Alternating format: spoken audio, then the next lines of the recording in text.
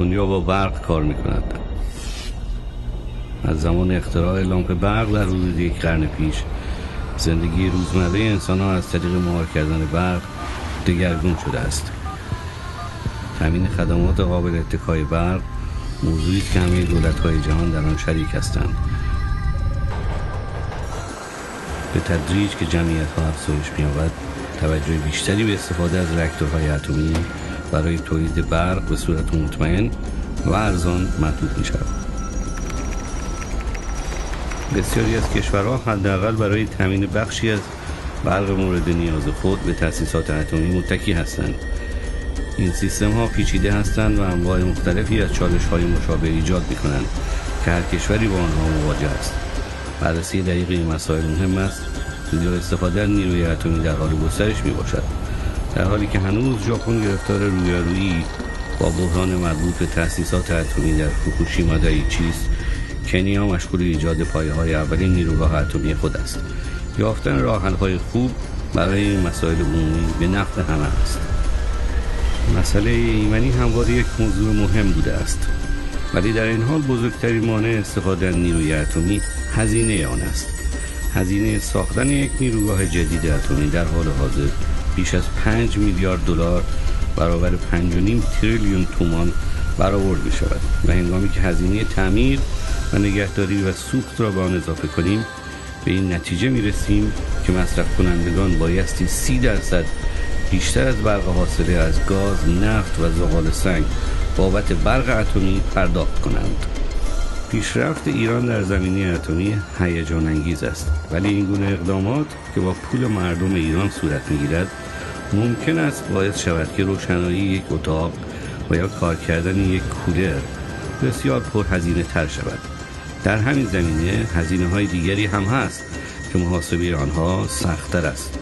این هزینه ها مربوط است به ملاحظات سیاسی، بهداشتی، ایمنی و زیست محیطی و نیز عواقب اقتصادی که فشار آنها بر جیب هر ایرانی احساس می شود.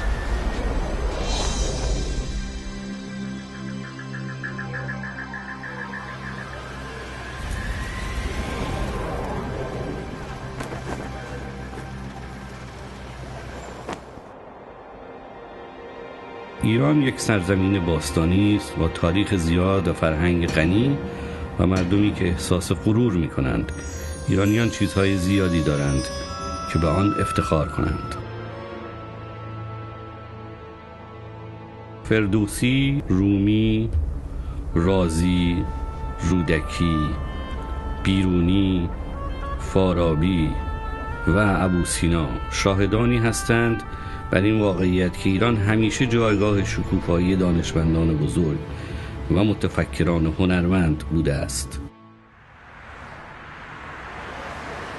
امروز ایران در بین ملت‌های بزرگی است که دارای شهرهای مدرن، پایه‌های تکنولوژیکی قوی، منابع طبیعی گسترده و جامعه‌ای بزرگ و باسواد میباشند. در واقع ایرانیان همه چیزهایی را که برای ارتقاء فرهنگی خود و نیز برقراری روابط خوب با همسایگان و احراز مقام خود در بین ملت‌های بسیار مسئول لازم است در اختیار دارند.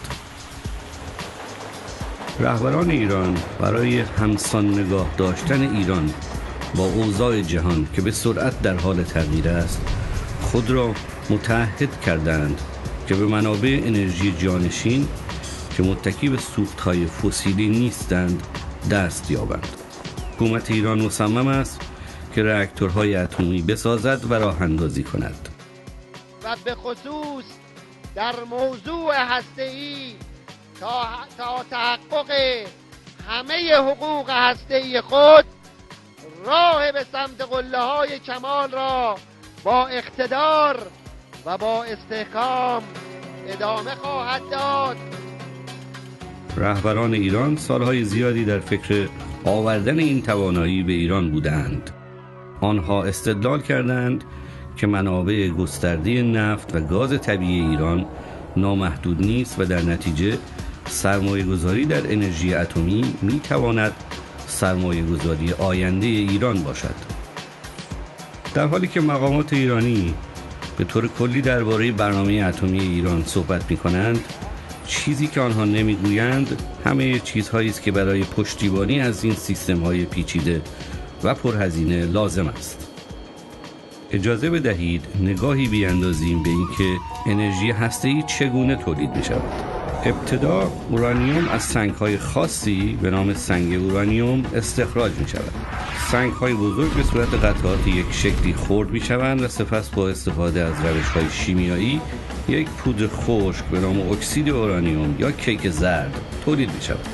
با اضافه کردن نوعی اسید به اکسید اورانیوم، گازی به اسم اورانیوم هگزافلوراید به دست می‌آید که این گاز اگر تحت فشار زیاد قرار نگیرد منفجر می‌شود.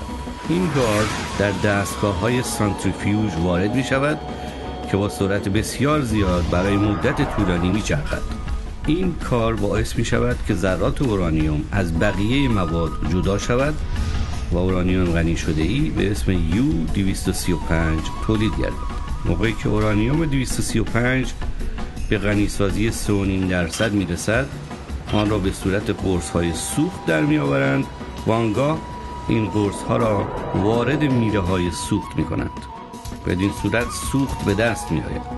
اما چگونه این سوخت تبدیل به برق می‌شود؟ میله‌های سوخت که همه قرص‌های مربوطه داخل آن هستند در آب فرو می‌روند و توسط ذرات زیراتمی بمباران می‌شوند. به این می‌گویند شکافت اتمی. شکافت اتمی باعث به جوش آمدن آب می‌شود و این به نوبه خود بخار تولید می‌نماید. این بخار یک توربین را به چرخش در می‌آورد که موجب گردش یک سیلندر از سیم‌ها به دور یک آهنربا می‌شود و برق تولید می‌گردد. بدین ترتیب وقتی این کارها را انجام می‌دهید به اینجا می‌رسید. اما منابع زیادی برای انجام این کارها لازم است. در واقع منابع لازمه برای این کارها به قدری گسترده هستند که فقط دو کشور ایران و کره شمالی سعی دارند که همه این مراحل را در داخل مرزهای خود انجام بدهند. برنامه اتمی ایران شامل شبکه گسترده‌ای از تأسیسات واقع در سراسر کشور است که هر کدام از این تأسیسات جوابگوی جنبه خاصی از این برنامه است. 7 محل عمده برای این تأسیسات وجود دارد: نیروگاه بوشهر، کارخانه تبدیل اورانیوم در اصفهان، کارخانه‌های آب سنگین در عراق و دارخوین، کارخانه فراوری سنگ اورانیوم در اردکان و تأسیسات غنیسازی اورانیوم در نطنز و فردو نزدیک قم. یک راکتور کوچک تحقیقاتی در تهران و چین و ساغند دارای تأسیسات معادن اورانیوم هستند. دولت ایران تأسیسات ضایعات اتمی را در انارک نزدیک یزد به عنوان محل نگهداری ضایعات اتمی که قرار است در طول مدت 1000 سال آینده خنک و تثبیت شوند انتخاب کرده است. این سیستم پیچیده است و تریلیون ها تومان در آن سرمایه گذاری شده است. در ظاهر به نظر می رسد که ایران قادر خواهد بود که به طور مستقل چرخه سوخت خود را تکمیل بنماید، ولی در عمل این موضوع مسائل ایجاد می نماید که هزینه های گسترده این برنامه را بیش از پیش می نماید.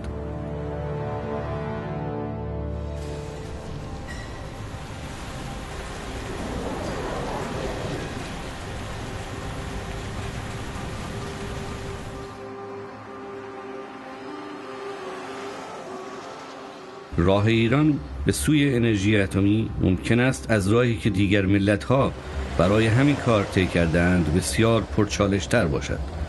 داشتن همه تأسیسات لازم برای دستیابی به چرخه سوخت اتمی ممکن است از نظر سیاسی غرورآفرین باشد، ولی اینجا عوامل مهم اقتصادی نیز وجود دارد. اکثر کشورها دستیابی به انرژی اتمی را هدف اصلی خود نمی‌دانند. آنها ابتدا به تجزیه و تحلیل همه منابعی که به راحتی در اختیار آنهاست می‌پردازند. هدف آنها این است که یک برنامه ترکیبی تهیه کنند که بتواند بیشترین میزان انرژی را به ارزان‌ترین قیمت در اختیار شهروندان آنها قرار بدهد.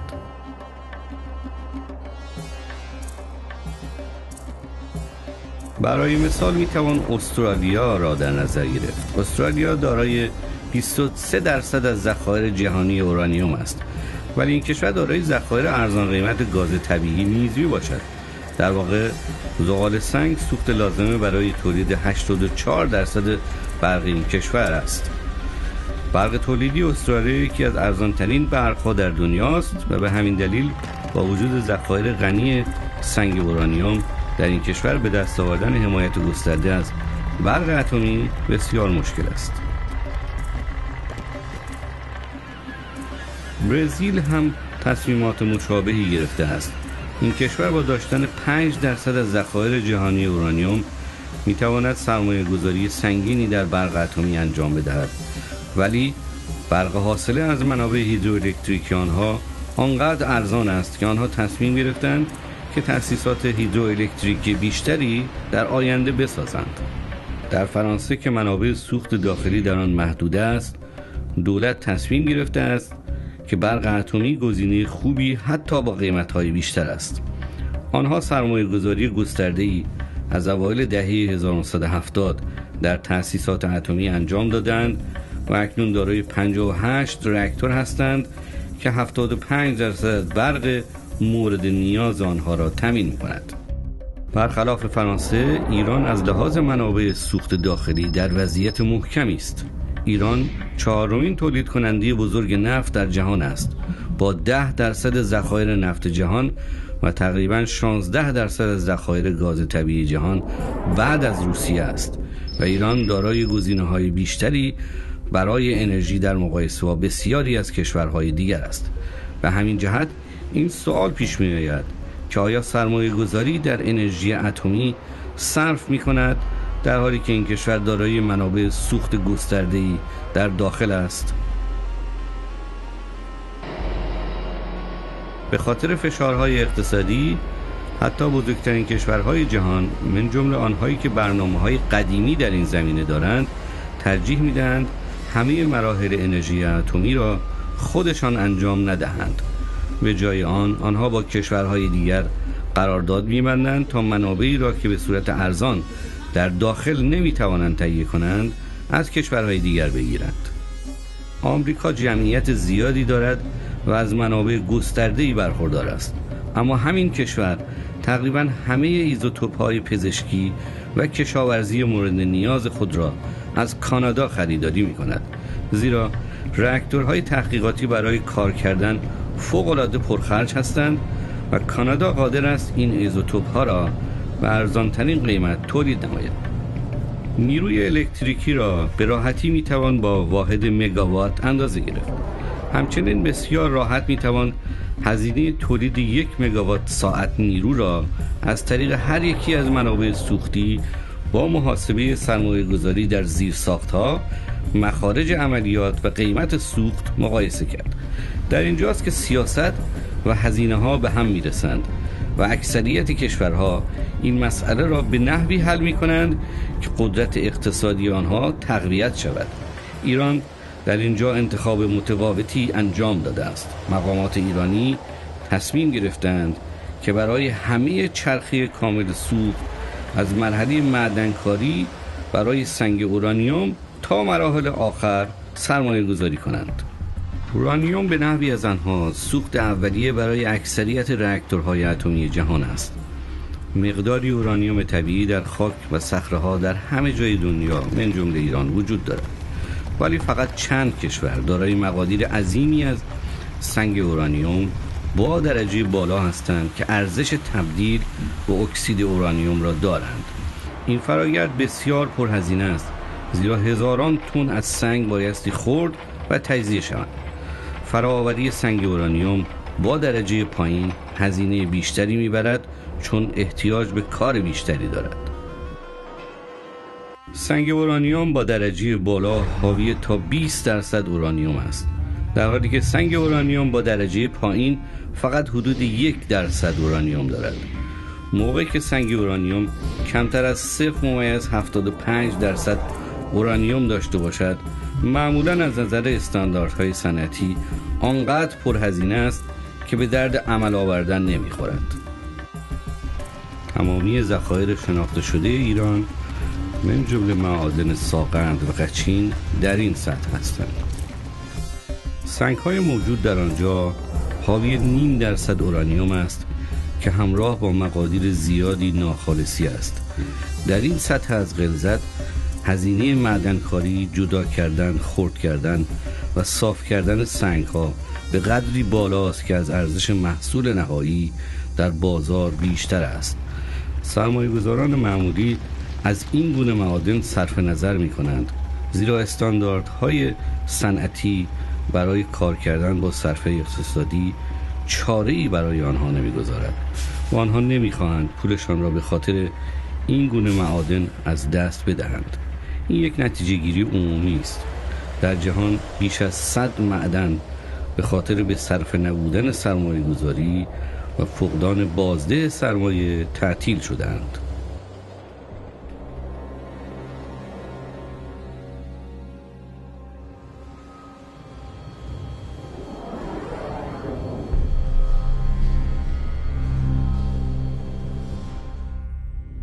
اورانیوم که سنگین‌ترین عنصر طبیعی است، زیر نظر آژانس بین‌المللی انرژی هسته‌ای یا IAEA که بازوی سازمان ملل متحد برای نظارت بر استفاده صلح‌آمیز از نیروی اتمی است، تهیه می‌شود. این امر طبق مراحل محاسباتی دقیقی صورت می‌گیرد و از بین بردن آن هم بایستی با روش‌های شدید ایمنی و امنیتی همراه باشد. اورانیوم مورد استفاده در راکتورهای غیر نظامی معمولاً از مواد درجه پایین است و حاوی 3 تا 5% اورانیوم 235 می باشد و این نوع اورانیوم برای عملیات واکنش فیژن یا شکافت هسته‌ای به کار می رود. مهندسان و تکنسین ها مشغول ساختن تأسیساتی در اصفهان هستند برای تبدیل کنسانتره سنگ اورانیوم به 3 صورت: اورانیوم هگزافلوراید، دی اکسید اورانیوم و فلز اورانیوم. اورانیوم هگزافلوراید گازی است که در داخل دستگاه‌های سانتریفیوژ یا گریز از مرکز قرار می‌گیرد و با لوله‌های مخصوصی هزاران بار در ثانیه می‌چرخد تا شروع به تغلیظ اورانیوم 235 بکند.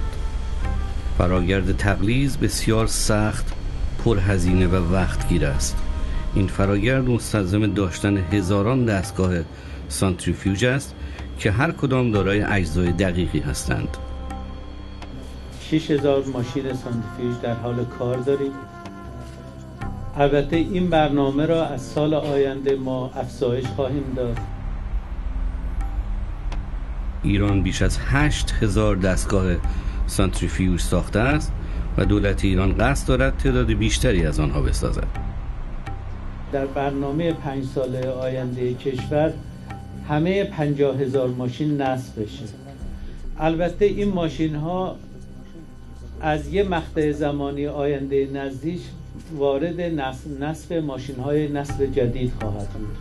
این دستگاه های جدیدتر سانتریفیوژ از همان نوعی که تا کنون به کار گرفته می شده اند، یعنی IR1 نخواهند بود. به جای آن دولت ایران مشغول توسعه دستگاه های نسل 2، 3، 4 و 5 از سری IR است برای غنیسازی سریعتر. نوع جدید دستگاه های سانتریفیوژ کارایی بیشتری دارد. معاذ فعالیت های تحقیقات و توسعه که صرف تحریزی مجدد و تهیه مواد خام و مراحل ساختن آنها شده است و بالاخره نصب آنها منجر به صرف هزینه‌های بیشتری شده است. هنوز معلوم نیست که ایران چگونه از گسترش این توانایی استفاده خواهد کرد. فقط 2 راکتور در ایران وجود دارد که از این نوع اورانیوم غنی شده استفاده می کند: نیروگاه بوشهر و راکتور تحقیقاتی تهران. راکتور تحقیقاتی تنها مقدار کمی سوخت لازم دارد. با سرعت و هزینه بسیار کمتری می توان این سوخت را از طریق توافقات همکاری اتمی بین المللی که یک روش استاندارد است تهیه کرد. چنین قراردادی به ایران اجازه می دهد که سوخت مصرف شده خود را با کشوری که اورانیوم غنی شده تولید می کند مبادله نماید. این رایج‌ترین و کم هزینه ترین روش برای سوخت رسانی به یک راکتور تحقیقاتی است. این امر همچنین مشکل و هزینه نگهداری سوخت مصرف شده را در شرایط ایمن از بین میبرد. کشورهایی که در مبادله سوخت شرکت می کنند این امر را بخشی معمولی از همکاری‌های فنی خود با آژانس بین‌المللی انرژی هسته‌ای تلقی می کنند. آنها مزایای داشتن راکتورهای تحقیقاتی را از طریق آموزش و نیز کاربردهای راکتور به حد اکثر می‌رسانند بدون اینکه منابع خود را صرف تولید سوخت برای آنها بکنند.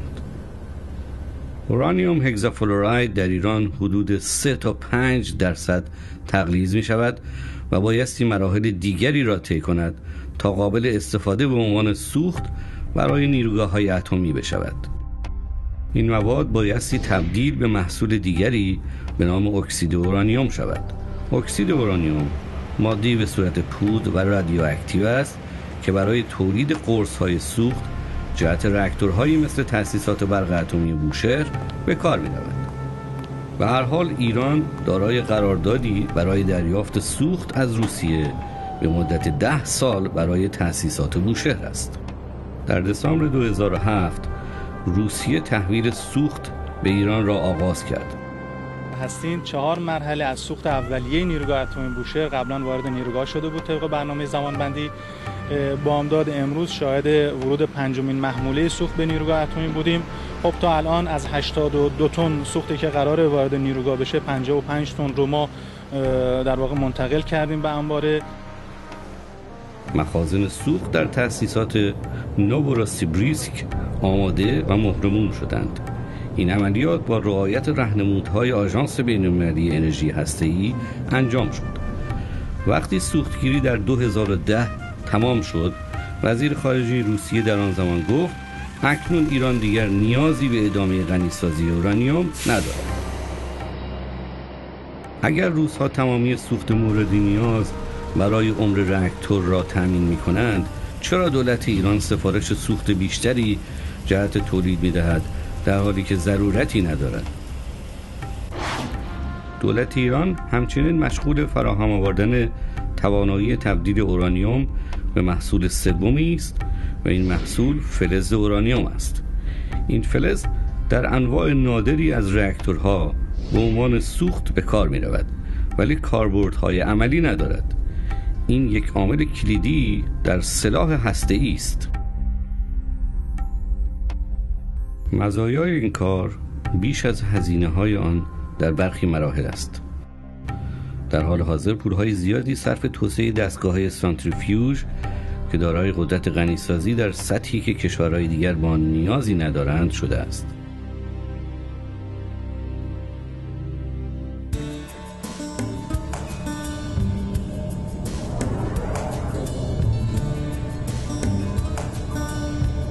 ما عزم جدی داریم در اینکه این نیروگاه ها رو ایجاد کنیم، گسترش بدیم و همچنین قطعاً هم ایجاد سوخت هسته‌ای با فناوری بومی یکی از منابع تأمین تغذیه سوخت این نیروگاه ها خواهد بود. غنیسازی و عمل آوردن اورانیوم در ایران ارزان نیست. این کار برای ایران تریلیون ها تومان هزینه دارد. تریلیون ها صرف معدنکاری اورانیوم و ساختن تأسیسات و تجهیزاتی شده است که غنیسازی انجام می‌دهند و همه اینها فقط بخشی از برنامه تلاش‌های ایران برای دستیابی به نیروی اتمی است که برای کشور هزینه ساز است و همه اینها فقط جزء کوچکی است از آنچه ایران قصد دارد صرف ساختن تأسیسات و راکتورهای اتمی دیگر بنماید. نمونه آن نیروگاه برق اتمی بوشهر است که ایران مدت هاست به آن افتخار می کند. برای بسیاری از مردم این تأسیسات به منزله توانایی دستیابی به تکنولوژی های پیچیده از طریق دانش و تخصص داخلی است. ولی داستان بوشهر پیچیده تر و پرهزینه تر از این هاست. ساختن 2 راکتور اتمی آب فشرده در سال 1975 توسط قراردادی که با شرکت آلمانی زیمنس منعقد شده بود شروع شد. در سال 1980 این نیروگاه تقریباً در آستانه کامل شدن بود که جنگ ایران و عراق شروع شد و برای بار دوم در سال 1988 ضمن جنگ بمباران گردید. در سال 1995 شرکت روسی اتمسترو اکسپورت تلاش کرد یکی از راکتورهای باقی مانده را نجات بدهد. هدف از این کار ایجاد یک نیروگاه 1000 مگاواتی بود که قرار شد تا سال 2001 تکمیل شود. متاسفانه مشکلات مهندسی جدی در تلاش روس‌ها برای وصل کردن بقایای راکتور قدیمی آلمانی با راکتور جدید روسی پیش آمد. موقعی که شرکت اتمسترو اکسپورت پیشنهاد کرد که پروژه ساختن بوشهر را ادامه دهد، این شرکت به طور جدی توصیه کرد که کاملا از تجهیزات و اسناد جدید نیروگاه‌های اتمی روسی برای ساختن راکتوری با مشخصات و تجهیزات شناخته شده استفاده کند. ولی به خاطر صرفه‌جویی در پول، دولت ایران اصرار داشت که روس‌ها از حدود 80,000 قطعه‌ای که 20 سال پیش زیمنس تامین کرده بود استفاده بکنند.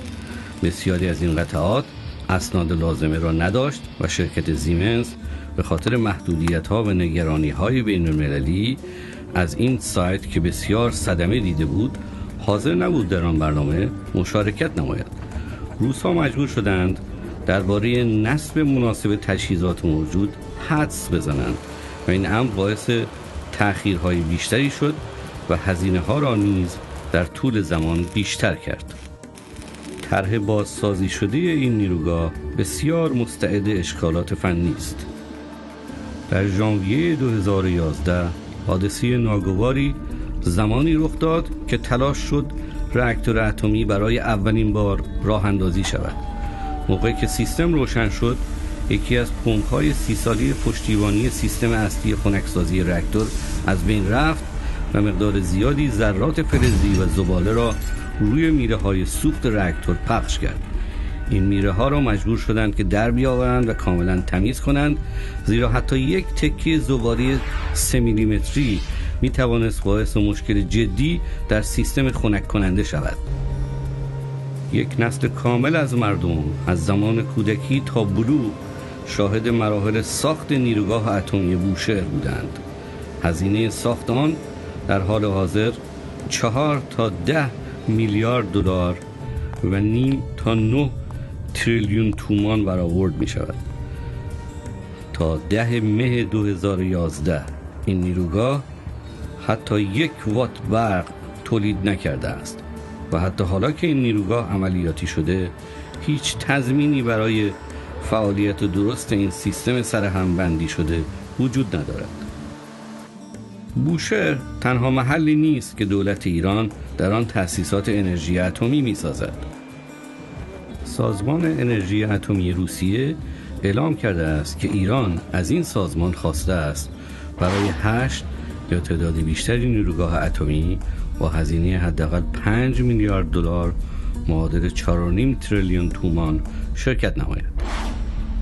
مقامات ایران به خبرگزاری اسوسییتد پرس گفتند که آنها ساختن 20 نیروگاه اتمی را مورد نظر دارند که امیدوارند در سراسر کشور تأسیس شود. امیدوارم که این سفر شما همچنین این امروز برنامه جمهوری اسلامی، برنامه توسعه محوری نیروگاه‌های هسته‌ای هست و همینطور که چند روز قبلم مطرح شد، ما به موازات نیروگاه بوشهر، نیروگاه با ظرفیت 360 مگاواتی هم شروع شده. منتها این نیروگاه با تخصص داخلی و با نیروهای داخلی کار طراحی بیسیکش محقق شد، در حال انجام هست. تعداد 20 نیروگاه در واقع از نیروگاه‌های ساخته شده در چین، هند و اوکراین بیشتر است. راه اندازی این نیروگاه‌ها احتیاج به پول و سوخت دارد. همسایگان عرب ایران پیشنهاد کردند که کارخانه‌ای برای تولید سوخت راکتور بسازند. این تأسیسات می توانست توسط یک کنسورسیوم بین‌المللی اداره شود. رئیس جمهور محمود احمدی نژاد آن را رد کرده است. او گفته است فقط در صورتی این پیشنهاد را می‌پذیرد که تأسیسات تولید سوخت در ایران باشد و توسط ایران اداره شود. همسایگان ایران تردید داشتند و این معامله انجام نشد. دولت ایران همچنین مشغول ساختن راکتورهای تحقیقاتی غیر ضروری است. راکتور تحقیقاتی تهران از سال 1967 تمامی ایزوتوپ‌های مورد نیاز ایران را تامین کرده است. وقتی این راکتور دوباره سوخت گذاری شود تا 15 سال دیگر کار خواهد کرد. با این وجود دولت ایران مشغول برنامه‌ریزی برای ساختن 4 راکتور تحقیقاتی آب سنگین دیگر در عراق است که اولین آن در سال 2011 قرار بود راه اندازی شود. در طول مدت 15 سال فعالیت راکتور تحقیقاتی تهران و فعالیت همزمان 4 راکتور دیگر مجموعاً حداقل 8 بیلیون دلار یا حدود 9 تریلیون تومان هزینه ساختمان خواهد بود. میتوان پرسید که چرا دولت ایران میخواهد برای ساختن 5 راکتور تحقیقاتی سرمایه گذاری کند تا یک نوع ایزوتوپ پزشکی بسازد. ایران همچنین مشغول تولید ماده‌ای به اسم آب سنگین در تأسیسات عراق است. آب سنگین برای تعدیل چرخه تجزیه اتمی در راکتورهای آب سنگین به کار می رود. ایران در حال حاضر مشغول ساختن راکتور است که از آب سنگین استفاده می کند.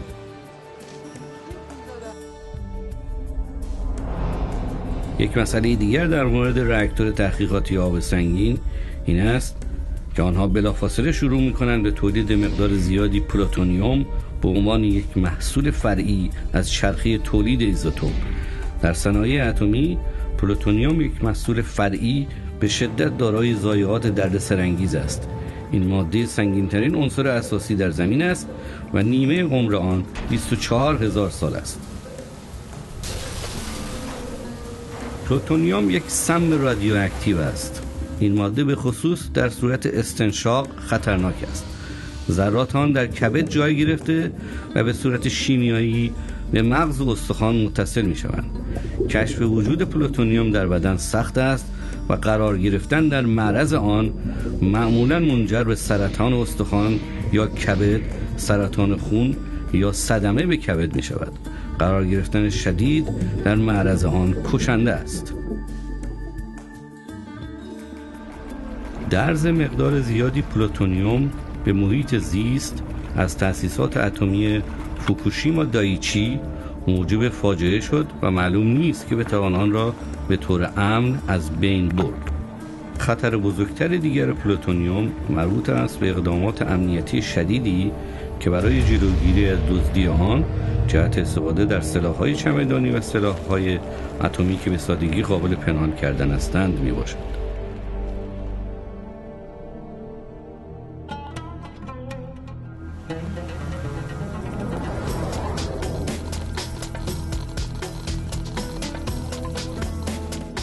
آژانس بین‌المللی انرژی اتمی به دولت‌های متعددی در توسعه انرژی اتمی کمک کرده است. ترکیه و اندونزی در صدد ساختن نیروگاه‌های اتمی میباشند. همچنین ویتنام، فیلیپین و امارات متحده عربی به اضافه کشورهای دیگر. آنها هنگام توسعه برنامه‌هایشان تصمیم گرفتند که از قدرت‌های موجود هسته‌ای کمک بخواهند و برای دستیابی به اهدافشان کمک دریافت می‌نمایند. برای مثال ویتنام برنامه‌اش این است که 15000 مگاوات انرژی هسته‌ای تا سال 2030 داشته باشد. آنها میلیاردها تومان از آژانس بین‌المللی انرژی اتمی برای ساختن آزمایشگاه‌ها، تحقیق و پژوهش و آموزش کارمندان در امورات ایمنی و احتیاطی اتمی دریافت کردند که راه را برای برنامه انرژی امن که مقرون به صرفه باشد هموار می‌نماید. راهی که ایران به کار گرفته آهسته‌تر، مشکل‌تر و پرهزینه‌تر بوده است، زیرا آنها تصمیم گرفتند که کمک‌های محدودی از ملت‌های دیگر دریافت بکنند. در گذشته دولت درخواست کمک بین‌المللی کرده و دریافت کرده بود. زمانی بیش از 50 پروژه هسته‌ای ملی و منطقه‌ای در ایران توسط آژانس بین‌المللی انرژی اتمی حمایت می‌شد. در هر حال وقتی که نمایندگان دولت از پاسخگویی به سوالات در مورد دامنه فعالیت‌های برنامه هسته‌ای ایران خودداری نمودند، آژانس بین‌المللی انرژی اتمی کمک‌هایش را تقریباً نصف کرد. هیچ کس حق ایران و یا هر کشور دیگری را برای استفاده پاک، امن و حتی صلح‌آمیز انرژی هسته‌ای انکار نمی کند. اما ایمنی تنها از طریق خوشنیتی ضمانت نمی شود. کشورهایی که اقدام به شروع یک برنامه هسته‌ای می نمایند باید همچنین بدانند که وظایف و مسئولیت‌های آنها از مرزهای کشورشان فراتر می رود. همانگونه که عالم از فاجعه چرنوبیل سال 1986 و بحرانی که در ماه مارس 2011 در ژاپن رخ داد آموخته است، انرژی هسته‌ای بدون مخاطره نخواهد بود و زمانی که کشورهایی که نیروگاه اتمی می‌سازند با جامعه بین‌المللی همکاری ننمایند، این مخاطره افزایش می‌یابد. Вот ее и нужно. На пути потока нужно ставить все время, значит, трансформаторы этой энергии и перерабатывать технически применимую энергию. Надо бросить все капиталовложения, расформировать гидропроект, расформировать все проектные организации, которые занимаются атомной энергетикой, переучить их экологически и направить по пути создания проектов экологически безопасной энергетики.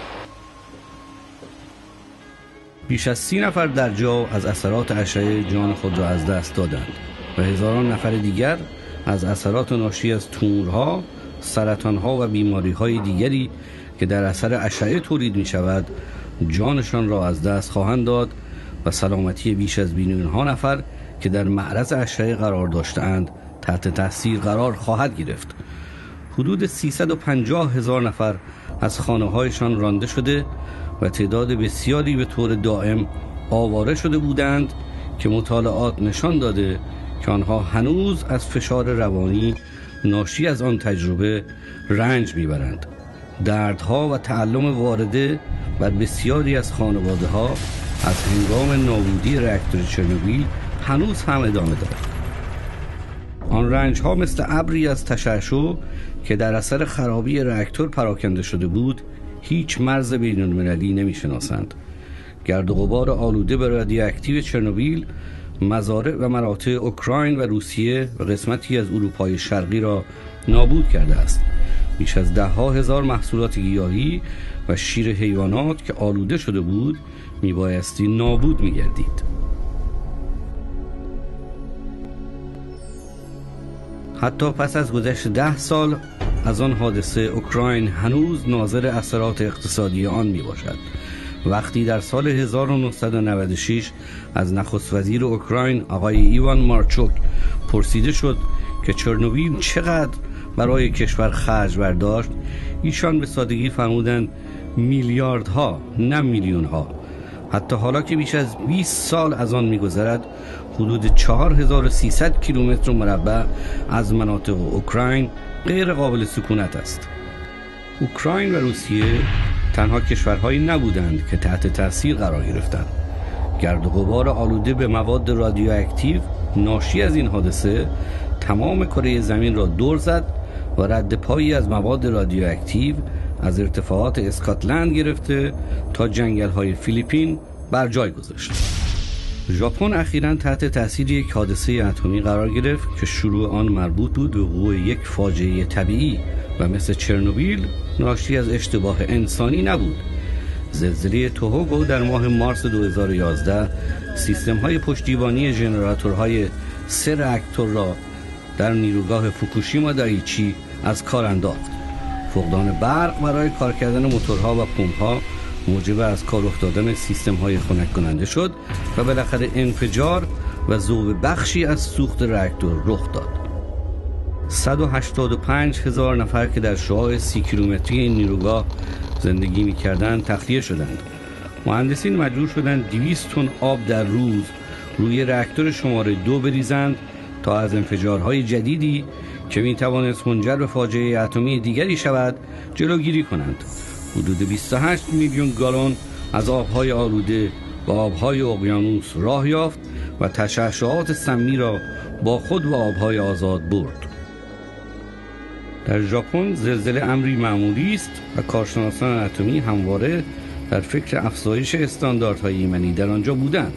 در سال 2007 یک زلزله به بزرگی 6.8 ریشتر بخشی از نیروگاه کاشیوازاکی کاریووا در ساحل غربی ژاپن را فلج کرد.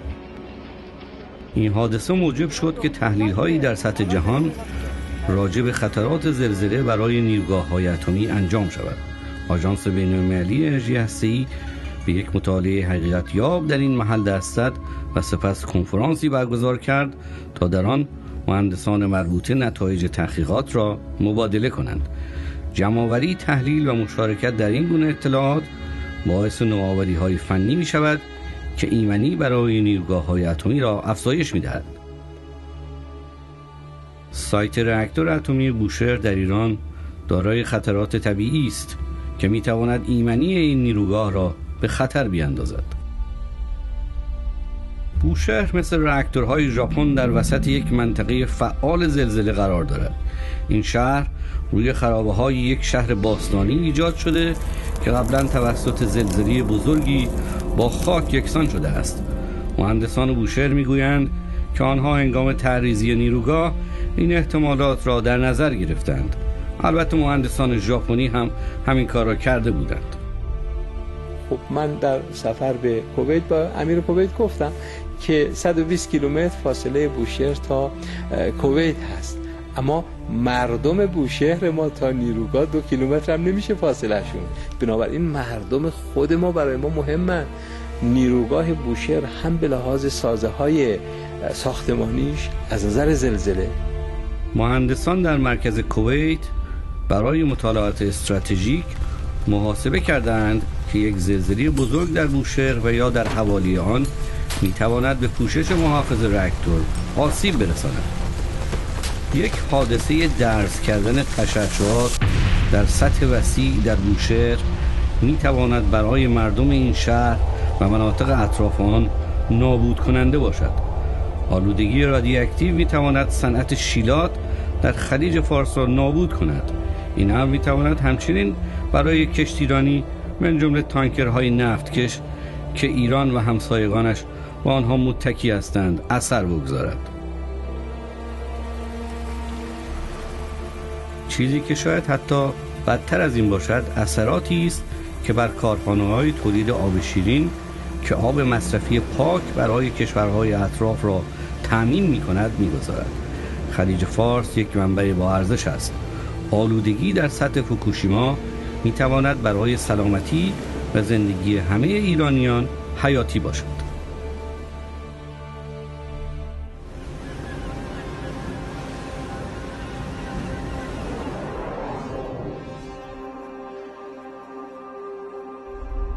کره شمالی در عرض 2 دهه گذشته منزوی شده است و اغلب به عنوان مملکتی دور از دیگران شناخته شده است. کیم جونگ ایل رهبر کره شمالی دسترسی به این کشور را محدود کرده است تا برنامه اتمی خود را توسعه بدهد. در مقابل این استقلال و خودمختاری آنها بسیاری از مزایای ناشی از همکاری بین‌المللی را از دست داده‌اند. سطح تولید و استانداردهای زندگی پایین‌تر از سال 1990 است. صنایع کره شمالی فقط با بخش کوچکی از ظرفیت خود کار می‌کنند چون سوخت، قطعات یدگی و منابع دیگر را ندارند. زیرساخت این کشور به طور کلی ضعیف و قدیمی است و بخش انرژی آن سقوط کرده است. ایران تنها کشور دیگری است که از مدل کره شمالی پیروی می‌کند. کشورهای دیگری که نیروگاه‌های اتمی ایمنی دارند از این روش استفاده نمی‌کنند. آنها اطلاعات مربوط به برنامه‌هایشان را با آژانس بین‌المللی انرژی هسته‌ای در میان می‌گذارند و رابطه‌ای باز و اطمینان بخش برقرار کردند که بروز سوء تفاهمات را به حداقل می‌رساند. بین سال 2006 و 2010 شورای امنیت سازمان ملل متحد 5 قطعنامه راجع به فقدان شفافیت در برنامه‌های ایران تصویب کرد. اولین قطعنامه در ژوئیه سال 2006 اتخاذ شد و این امر بعد از آن بود که شورای امنیت سازمان ملل متحد 3 سال منتظر شده بود که ایران با آژانس بین‌المللی انرژی هسته‌ای همکاری کند. آنها می‌خواستند درباره مواد و فعالیت‌های اعلام نشده برنامه اتمی ایران اطمینان حاصل کنند. این سند به ایران 1 ماه دیگر هم فرصت داد که خواسته ها را انجام بدهد. ایران از این امر خودداری کرد و در دسامبر 2006 شورای امنیت اولین دور از تحریم ها را تصویب نمود. دولت ایران همچنان از پاسخ دادن به سوالات آژانس بین‌المللی انرژی هسته‌ای طفره رفت. پیشرفت اندکی حاصل شد و در نتیجه شورای امنیت به منظور تقویت مجموعه اول تحریم‌ها، مجموعه‌های دیگری از تحریم‌ها را در مارس 2008 و ژوئن 2010 تصویب کرد. این تحریم‌ها باعث تحمیل غیرمستقیم هزینه‌های سنگینی بر برنامه اتمی می‌شوند. محدودیت‌های تجاری بازارهای بالقوه محصولات ایرانی را به شدت محدود می‌کنند. در شرایط فقدان رقابت برای شرکت‌ها در ایران مذاکره به منظور کسب شرایط مساعد به جهت موافقتنامه‌های صادرات و واردات سخت است. در عوض آنها مجبورند که پیشنهادات شرکت‌های تجاری در چین و روسیه را بپذیرند. در نتیجه ایرانیان اغلب خود را در بازارهایی می‌بینند که پر است از محصولات گران قیمت با کیفیت پایین که در این کشورها تولید شده است و آنها بایستی بیش از مردم کشورهای دیگر برای این کالاها پول بدهند. رساندن محصولات ایران به بازارهای موجود کاری بسیار چالش انگیزتر شده است. شرکت کشتیرانی جمهوری اسلامی ایران دارای بزرگترین ناوگان تجاری در خاورمیانه است، ولی به خاطر تحریم‌ها آنها به سختی می‌توانند شرکت‌های معتبر بیمه را قانع کنند که از برنامه‌های آنها پشتیبانی نمایند. بدون این گونه بیمه‌ها بسیاری از کشتی‌های ناوگان خطوط کشتیرانی جمهوری اسلامی ایران که حامل محموله‌های تجاری هستند از ورود به بنادر محروم می‌شوند. با توجه به اینکه بسیاری از صنایع دیگر ایران مجبور هستند تحت شرایط تحریم کار کنند، توان مالی ایران اکنون در گروه صنایع نفت و گاز کشور است. برآورد می شود که ایران دارای 10 تریلیون دلار منابع نفتی است. این معادل حدوداً 11 کوادریلیون تومان است و ایران دارای منابع طبیعی به ارزش 4.5 تریلیون دلار است که تقریباً معادل 5 کوادریلیون تومان است. این صادرات 77 میلیارد دلار یا 84 تریلیون تومان در سال درآمد تولید می‌کند و 60% درآمد دولت ایران و 80% صادرات آن را تشکیل می‌دهد. اتکا به این دو منبع اقتصادی برای ایران ایجاد کرده است که توازن ندارد و نیازمند تنظیم مداوم است. معاذ این تلاش‌ها به ندرت سودی برای شهروندان معمولی ایران و همراه دارند. برنامه‌های جیره‌بندی شده سوخت که مردم از آنها خوششان نمی‌آید در عرض چند سال گذشته اجرا شدند، ولی نتوانستند اقتصاد بیمار ایران را بهبود ببخشند. در اواخر 2010 دولت ایران تصمیم گرفت که از طرحی به اسم یارانه‌های هوشمند استفاده کنند. طبق این طرح آنها 100 بیلیون دلار که معادل تقریباً 109 تریلیون تومان است از یارانه‌های سالانه غذا و انرژی را کاهش می‌دهند و ادعا می‌کنند که پول ناشی از قیمت‌های بالا از طریق پرداخت‌های نقدی به شهروندان باز می‌گردد. در این شرایط قیمت بنزین و نان به طور فاحش افزایش یافته است. نوسانات شدید قیمت اجازه نمی‌دهد که خانواده‌ها بودجه خود را تنظیم کنند و برای تامین نیازهای کوتاه مدت خود برنامه‌ریزی بنمایند. خطر دیگر این روش تورم است. اقتصاددانان برآورد می‌کنند که تورم در ایران حدود 20% است. امکان دارد که هزینه بالاتر برق، آب و آرد باعث افزایش نرخ تورم شود و این امر به نوبه خود قیمت‌ها را بالا ببرد. حتی کسانی که درآمد خوبی دارند بایستی نگران شده و از اقتصاد بی‌ثبات در امان نباشند. ولی برای اکثریت شهروندان آسیب پذیر ایران یافتن راهی برای بقا مشکل است. یک مطالعه ارائه شده در تاریخ فوریه 2011 در کنفرانسی که در مرکز آمار ایران سازمان داده شده بود، نگاه خاصی به زندگی زیر خط فقر در مناطق شهری دارد. اطلاعاتی که در آنجا ارائه شده حاکی از آن است که حداقل 23.3 میلیون نفر در شهرهای ایران قادر نیستند با درآمدهای خانوار به بقای خود ادامه دهند. این بدان معنی است که تقریبا نیمی از همه اهالی شهرها زیر خط فقر زندگی می کنند. اوضاع نامساعد اقتصادی باعث از دست دادن افراد متخصص شده است. نرخ بیکاری بالاست و حدود 180,000 ایرانی تحصیل کرده هر سال این کشور را ترک می کنند چون قادر به پیدا کردن کار در آنجا نیستند. دسترسی به دانشگاه‌های کشور نیز مشکل است. نرخ پذیرش در دانشگاه‌های عمومی ایران حدود 10% است و بدین ترتیب بسیاری از دانش آموزان برای دسترسی به تحصیلات دانشگاهی چاره‌ای ندارند جز ترک کشور. برآورد می شود که ضرر سالانه این سرمایه انسانی از لحاظ افراد ماهر و دانشجویان مستعد برای ایران بیش از 2 برابر درآمد ناشی از فروش نفت خام است. اگر درصد بیشتری از سود صادرات نفت صرف سرمایه گذاری در آموزش مردم شود، ایران می تواند نیروی کار ماهر خود را گسترش داده و برنامه‌های توسعه اقتصادی پایدار تهیه کند.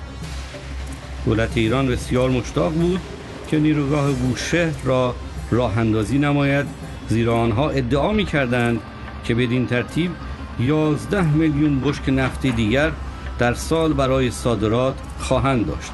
ولی سوال اینجاست که این درآمد جدید کجا خواهد رفت؟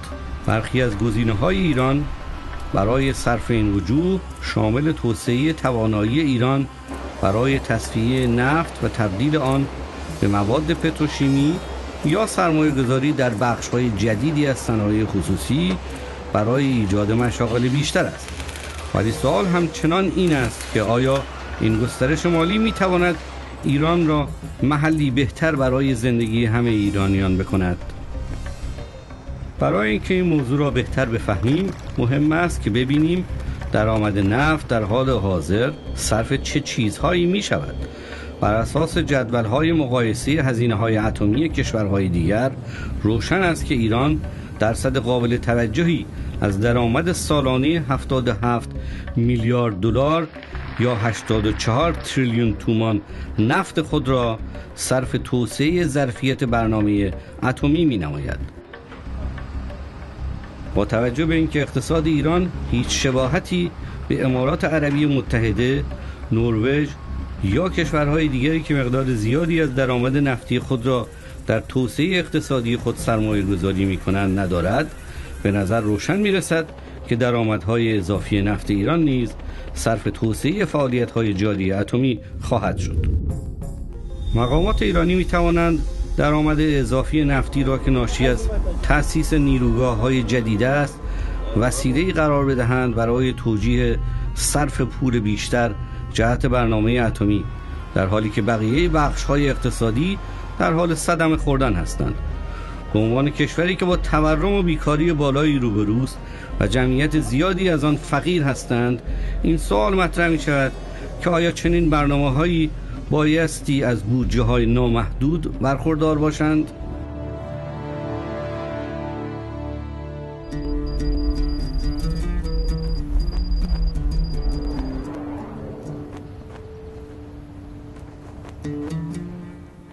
We are having a mission going to Iran tomorrow to discuss with Iranian authorities ways and means to resolve outstanding issues that has to do with the nature and scope of the Iranian program. This is again something I very much welcome, because this was the basis for the whole Iranian crisis in the last 4 years that had ended up by the file going to the Security Council. And if we are able to move and clarify these issues and be able to provide assurance about Iran nuclear program that obviously will influence the action of the Security Council, will influence the action of all the member states, and hopefully will facilitate the return of to the negotiating table. This is obviously a decision for Iran to make. They can accelerate the process, they can slow the process, and my hope, my trust that at this stage, at this delicate stage, ideally they will even freeze what they have at the present stage.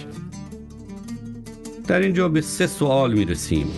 اول، مقاصد ایران در مدیریت برنامه اتمی خود چیست؟ دوم، عکس‌العمل جامعه بین‌المللی چگونه خواهد بود؟ سوم، میزان خطر برای مردم ایران در کوتاه مدت و دراز مدت چیست؟ آژانس بین‌المللی انرژی هسته‌ای همواره این سوالات را درباره مقاصد و عملیات ایران می‌پرسد و ایران با آنها جواب نداده است و یا مذاکره کنندگان ایرانی به برخی سوالات جواب می‌دهند و سپس مذاکرات را معلق می‌کنند. Ambassador, you talk about transparency and accountability. In that case, why will you not let us into the facility at Natanz as well? Oh, please. You can have the other questions when I go there.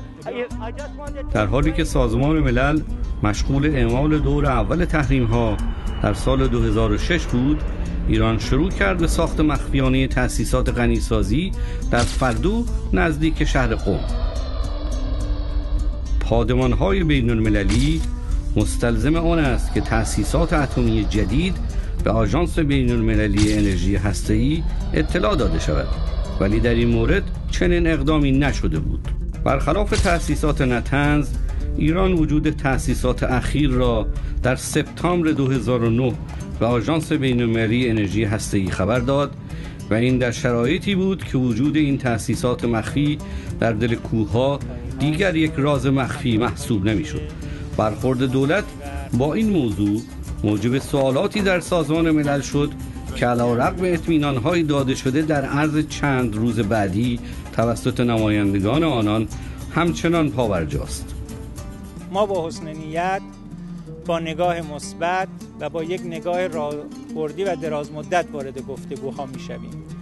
بستگی دارد به نوع تعاملی که با این نگاه ما صورت بگیره. ما امیدواریم این نگاه ما به عنوان یک فرصت برای همکاری‌ها تلقی بشه.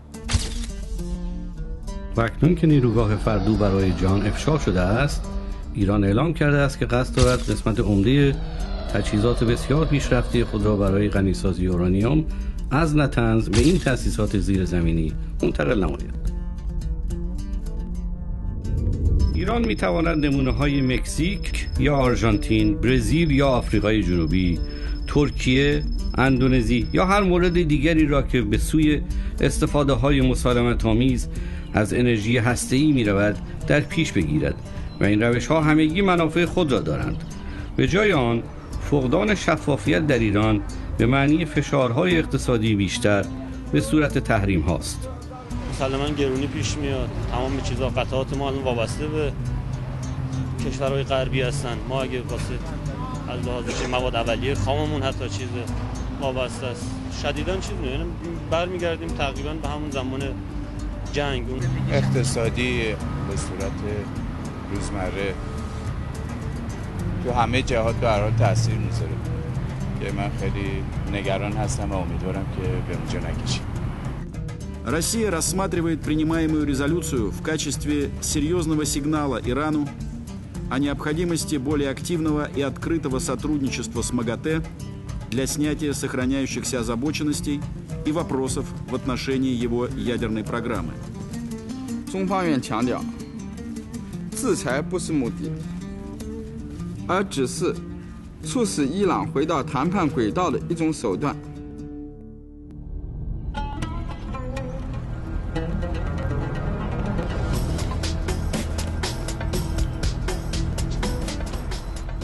انرژی هسته‌ای غیر نظامی یکی از دستاوردهای فنی مهم بشریت است.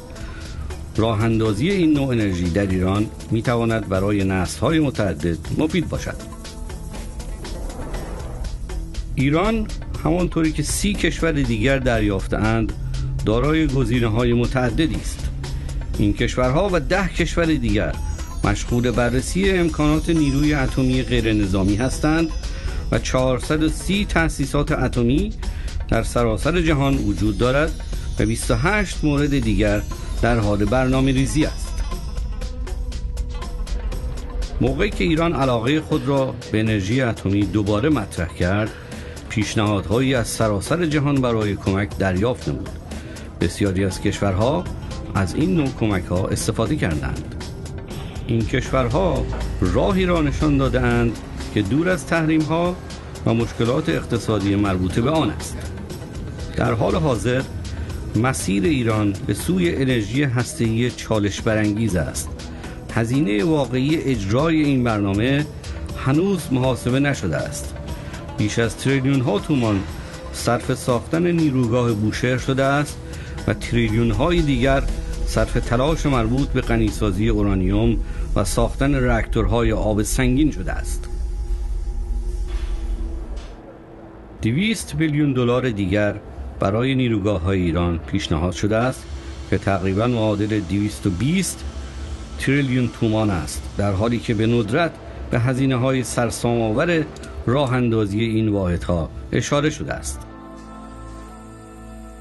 در دنیای اتمی امروز با توجه به کلیه منابعی که در سراسر جهان در دسترس است، تنها یک کشور تلاش کرده که همه عناصر چرخه اتمی خود را در داخل مرزهای خود انجام بدهد و این فهرست شامل همه کشورهای عمده اتمی جهان است.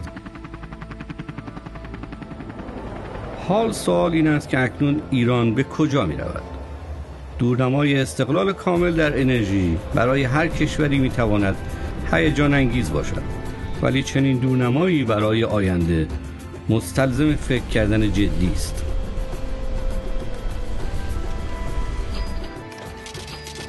برآوردهای درازمدت هزینه برق ناشی از برنامه اتمی ایران به شرطی در حال حاضر مطرح می شود چیست و هزینه آن برای شهروندان آینده ایران چه خواهد بود؟ و دوماً آیا این برنامه چیزی است که مردم ایران استطاعت آن را دارند یا دولت مجبور خواهد شد برق را هم مثل بنزین شامل یارانه نماید؟ مردم ایران خواهان کشوری در حال پیشرفت و مدرن هستند.